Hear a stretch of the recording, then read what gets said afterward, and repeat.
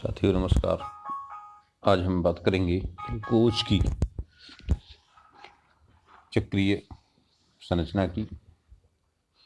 Fisher के सूत्र से हम ग्लूकोज के अधिकांश गुणों की व्याख्या कर सकते हैं, किंतु कुछ अभिक्रियाएं ऐसी हैं जिनकी व्याख्या फिशर के सूत्र द्वारा नहीं की जा सकती, जैसा कि सिर्फ परीक्षण जो अन्य एल्डिहाइड देते हैं, किंतु ग्लूकोज सिर्फ परीक्षण नहीं देता। ग्लूकोज एल्डिहाइड का सोडियम बाइसल्फाइड परीक्षण भी नहीं देता है। ग्लूकोज का पेंटाएसीटेट हाइड्रोक्सिल के साथ क्रिया नहीं करता, जबकि अन्य एल्डिहाइड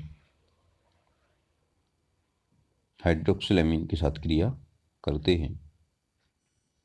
और ग्लूकोज दो भिन्न क्रिस्टलीय रूपों में भी पाया जाता है, जिनमें अल्फा ग्लूकोज जिसका गलनांक 419 केल्विन है और बीटा ग्लूकोज जिसका गलनांक 423 केल्विन है। इस तरह से ये जो कुछ अभिक्रियाएं हैं, कुछ लक्षण हैं, उनकी व्याख्या फिशर के सूत्र द्वारा नहीं की जा सकती। इसीलिए ये सुझाव दिया गया कि एल्डिहाइड समूह मुक्त ना होकर के किसी अन्य कार्बन के साथ वलय बनाता है और ये 6 सदस्यीय रिंग, जिसमें 5 कार्बन और 1 ऑक्सीजन होती है, इस रूप का सुझाव दिया गया। इसको चक्रीय हेमीएसिटल रूप कहा गया। इसमें जो फिशर की संरचना में जो मुक्त एल्डिहाइड समूह है, उसके ऊपर 5वें कार्बन में जुड़े हाइड्रोक्सिल समूह के अंतःक्रिया द्वारा इसके 2 रूपों का बनना बताया गया है।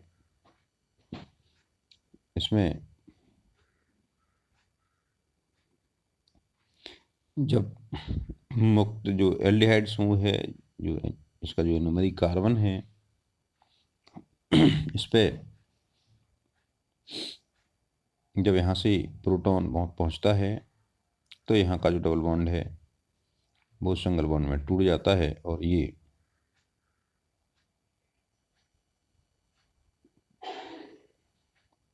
इस तरह से 2 प्रकार की संरचनाएं बना सकता है। देखिए यहाँ पे जो डबल बॉन्ड के इलेक्ट्रॉन युग्म है वो ऑक्सीजन पे पहुँचेगा, ऑक्सीजन पे इलेक्ट्रॉन घनत्व तो बढ़ जाएगा और यहाँ से प्रोटॉन यानी H परमाणु आके इस ऑक्सीजन पे जुड़ जाएगा, तो ये बन जाएगा OH।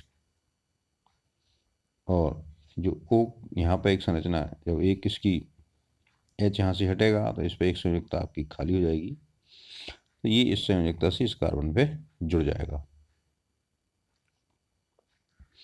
एक बार पुनः देखिए यहाँ पे ऑक्सीजन के साथ जो डबल बॉन्ड बना हुआ है, ये इसका जो इलेक्ट्रॉन युग्म है, साझी का इलेक्ट्रॉन युग्म, ये पहुंचेगा O परमाणु पे। O परमाणु पे इलेक्ट्रॉन घनत्व तो बढ़ जाएगा, तो इस यहाँ से H परमाणु पहुंचेगा इस O पे, तो ये बदल जाएगा OH में और यहाँ पे ऑक्सीजन की एक संयोजकता खाली रहेगी, तो ये जो ऑक्सीजन की संयोजकता खाली रहेगी वो इसी की संयोजकता से जुड़ जाएगी। इस तरह से ये 5 सदस्यीय रिंग बन जाता है। अब इसमें जो बनने वाला नया OH ग्रुप है वो दाईं ओर भी जुड़ सकता है और बाईं ओर भी जुड़ सकता है। तो ये यदि दाईं ओर जुड़ता है तो ये अल्फा फॉर्म बनता है, और अगर ये बाईं ओर जुड़ता है तो ये बीटा फॉर्म बनता है। इस तरह से इसके 2 एनोमरी रूप बनते हैं। इनमें एक को अल्फा डी प्लस ग्लूकोज कहा जाता है और दूसरे को बीटा डी प्लस ग्लूकोज कहा जाता है। यहाँ पे ये अल्फा और बीटा 2 फॉर्म हैं, ये 2 उनके समावेवी रूप हैं, इनमें एक नया कैरल कार्बन उत्पन्न हुआ है। इस नए कैरल कार्बन के हिसाब से ये OH का ओरिएंटेशन चेंज होता है, केवल OH दाईं ओर रहता है तो ये अल्फा डी प्लस ग्लूकोज बनता है, और जब OH बाईं ओर होता है तो ये बीटा डी प्लस ग्लूकोज बनता है।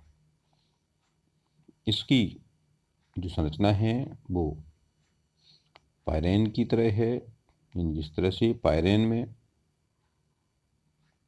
5 कार्बन और एक ऑक्सीजन की संरचना होती है। ये रिंग कैसी होती है? 5 कार्बन एक ऑक्सीजन की रिंग होती है पायरेन में। इसी तरह से ग्लूकोज में होता है, 5 कार्बन और एक ऑक्सीजन की रिंग होती है। इस समानता के आधार पर इसे ग्लूकोपाइरेनोज संरचना कहते हैं। इसको इस तरह दर्शाया जा सकता है। अब एक 6 सदस्यीय रिंग बनाइए, इसमें एक ऑक्सीजन परमाणु जोड़िए, तो इस तरह से ये ग्लूकोज के जैसी रिंग हो गई। ये पहले कार्बन में है, इसमें H और OH का ओरिएंटेशन देखिए। OH यदि दाहिनी तरफ है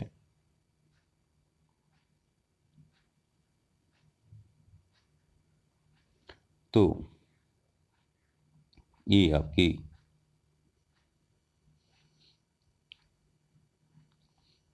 अल्फा डी ग्लूकोज की संरचना बनती है, तो इसको नाम दिया गया अल्फा डी ग्लूकोपाइरिनोज। बाकी आपकी दूसरे कार्बन की संरचना, तीसरे कार्बन की, चौथे कार्बन की, ये संरचना आपकी ज्यों की त्यों है। ये क्रम से 1 2 3 4 5 और ये 6वां कार्बन है,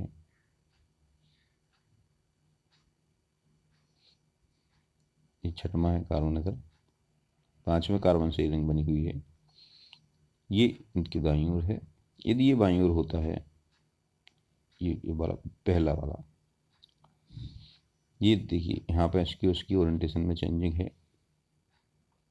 ये यहाँ पे नीचे की ओर बनाया है, ये ऊपर की ओर है। तो ये जब दाईं ओर होता है तो ये बीटा डी ग्लूकोपाइरिनोज संरचना कहलाती है, और जब ये दाईं ओर यानी नीचे की ओर होता है तो अल्फा डी ग्लूकोपाइरिनोज संरचना होती है। इस तरह से हम ग्लूकोज को हेमी एसीटल के रूप में दर्शा सकते हैं और ग्लूकोपाइरिनोज के रूप में भी इसको दर्शा सकते हैं।